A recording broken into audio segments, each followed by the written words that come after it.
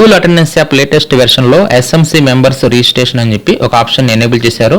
ఇప్పుడు ఈ వీడియోలో ఈ ఎస్ఎంసీ మెంబర్స్ రిజిస్ట్రేషన్ ఏ విధంగా పూర్తి చేయాలనేది ఈ వీడియోలో పూర్తిగా డీటెయిల్గా చూద్దాం. ముందుగా మనం స్కూల్ అటెండెన్స్ యాప్ లేటెస్ట్ వెర్షన్ని ఇన్స్టాల్ చేసుకోవాల్సి ఉంటుంది. అంటే లేటెస్ట్ వెర్షన్కి అప్డేట్ చేయండి. లేటెస్ట్ వెర్షన్లోనే ఈ ఆప్షన్ అనేది మనకి కనిపిస్తుంది, అదేవిధంగా పనిచేస్తుంది. లాగిన్ అయ్యేటప్పుడు యూజర్ నేమ్ వద్ద మన పాఠశాల యొక్క డైస్ కోడ్, ఆ డైస్ కోడ్కి సంబంధించి పాస్వర్డ్, ఈ క్యాప్చా కోడ్ ఇచ్చేసేసి లాగిన్ అవ్వాల్సి ఉంటుంది. ఇక్కడ టీచర్ యొక్క వ్యక్తిగత ట్రెజరీ ఐడి పాస్వర్డ్ ఇచ్చి లాగిన్ అయితే ఈ ఆప్షన్ అనేది సరిగా పనిచేయదు. కాబట్టి పాఠశాల యొక్క డైస్ కోడ్, పాస్వర్డ్ లేదంటే హెడ్ మాస్టర్ గారి యొక్క క్రెడెన్షియల్స్ ఇచ్చినా సరే వర్క్ అవుతుంది. కాబట్టి మన పాఠశాల యొక్క డైస్ కోడ్తో లాగిన్ అయిపోదాం. ఇలా లాగిన్ అయిపోయిన తర్వాత చివరిలోకి రండి, స్కూల్ మేనేజ్మెంట్ కమిటీ అని చెప్పి ఇక్కడ ఆప్షన్ ఉంటుంది. దాన్ని ఓపెన్ చేయగానే ఎస్ఎంసీ మెంబర్స్ రిజిస్ట్రేషన్ అని చెప్పి ఇంకొకటి వస్తుంది.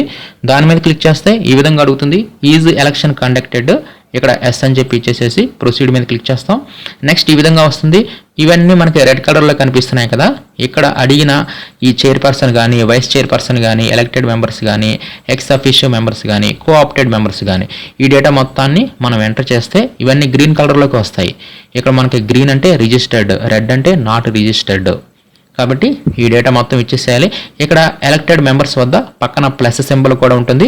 ప్లస్ మీద క్లిక్ చేసేసి మన పాఠశాలలో మనం ఎంతమందిని అయితే ఎన్నుకున్నామో వారందరినీ ఇక్కడ మనం యాడ్ చేయాలి. అదేవిధంగా ఎక్స్ అఫీషియల్ మెంబర్స్ కూడా ప్లస్ ఉంటుంది, కోఆప్టెడ్ మెంబర్స్ కూడా ప్లస్ ఉంటుంది. ఈ విధంగా ఈ ఎస్ఎంసి సంబంధించి మనం ఎన్నుకున్న అందరి యొక్క వివరాలని ఈ యాప్లో నమోదు చేయాలి.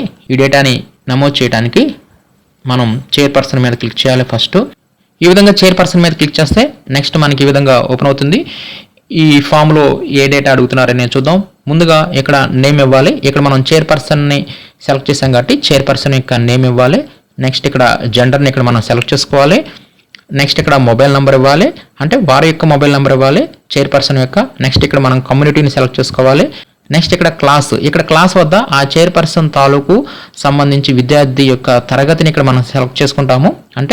అంటే వారి యొక్క పిల్లలు 4th క్లాస్ ఏ సెక్షన్లో చదువుతున్నారు అనుకోండి, 4A అని చెప్పి సెలెక్ట్ చేసుకుంటాం. ఈ విధంగా వారి పిల్లలు ఏ తరగతి చదివితే ఆ తరగతిని ఇక్కడ మనం సెలెక్ట్ చేస్తాం. ఇక్కడ మనం తరగతి సెలెక్ట్ చేయగానే ఆ తరగతిలో ఉన్న విద్యార్థుల పేర్లు ఇక్కడ మనకి కనిపిస్తారు, ఇక్కడ చైల్డ్ నేమ్ వద్ద.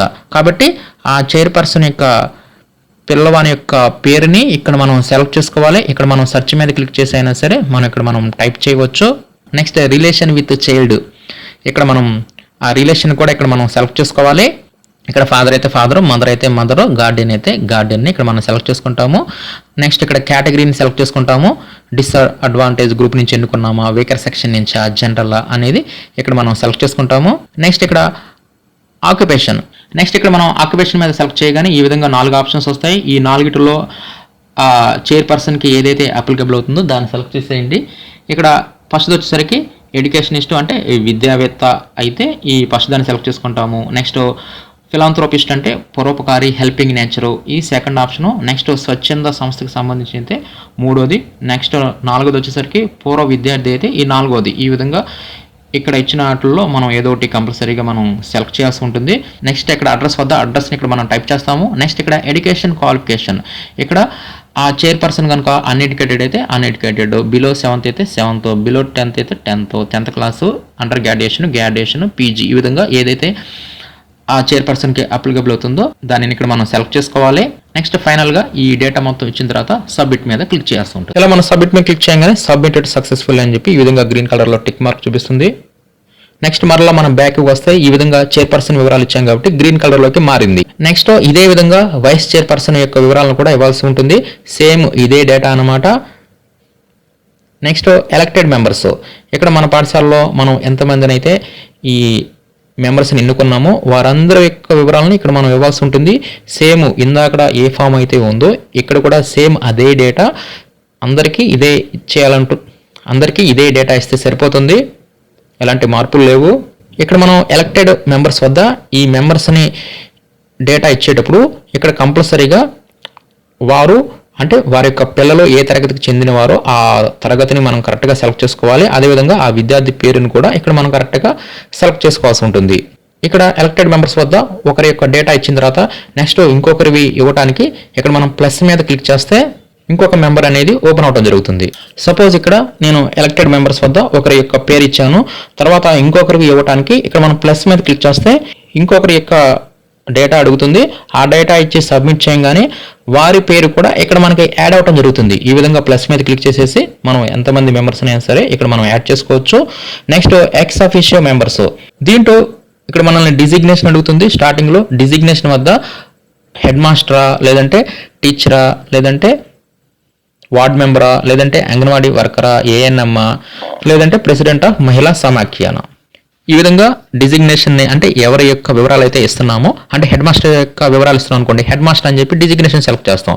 అప్పుడు వారి యొక్క పేరు, gender, mobile number, community, occupation, next address, education qualification ఇస్తాం. అదే ఇక్కడ మనం అంగన్వాడీ వర్కర్ వివరాలు ఇస్తాం అనుకోండి, ఆ అంగన్వాడీ వర్కర్కి సంబంధించి సేమ్ అవే వివరాలు ఇస్తాం అనమాట. ఇక్కడ సేమ్ అదే డేటా అందరికీ ఒకే రకమైన డేటా అడుగుతుంది.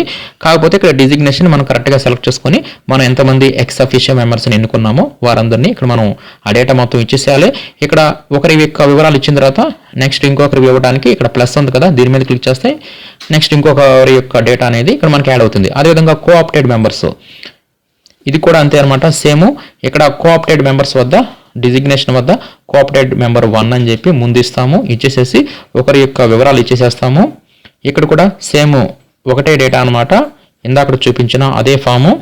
ఒకరి యొక్క వివరాలు ఇచ్చిన తర్వాత సేమ్ ఇందాకట్లాగానే మరలా ప్లస్ మీద క్లిక్ చేసేసి ఇక్కడ డిజిగ్నేషన్ వద్ద కోఆప్టెడ్ మెంబర్ 2 అని చెప్పేసి ఇంకొకరి యొక్క వివరాలు ఇచ్చేసేసి సబ్మిట్ మీద క్లిక్ చేస్తే ఇక్కడ డేటా అనేది సబ్మిట్ అవడం జరుగుతుంది. ఈ విధంగా మన పాఠశాలలో ఈ ఎస్ఎంసి ఎలక్షన్ సంబంధించి మనం ఎంతమందిని అయితే ఎన్నుకున్నామో వారందరి యొక్క వివరాలు అనేవి ఈ యాప్లో ఈ విధంగా అన్ని పాఠశాలల వారు ఈ విధంగా సబ్మిట్ అనేది చేస్తూ ఉంటుంది.